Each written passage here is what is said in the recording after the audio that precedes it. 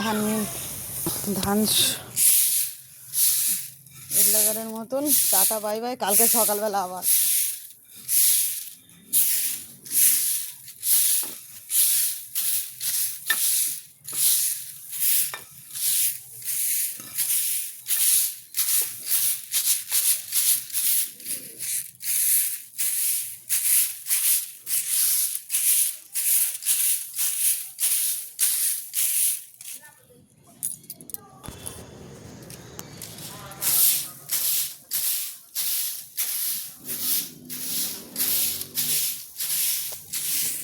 ঝাড় দেওয়া কমপ্লিট, কিন্তু এই ধানটা বস্তায় তুলব না, এই ধানটাই থাকবে, এরকমভাবেই থাকবে।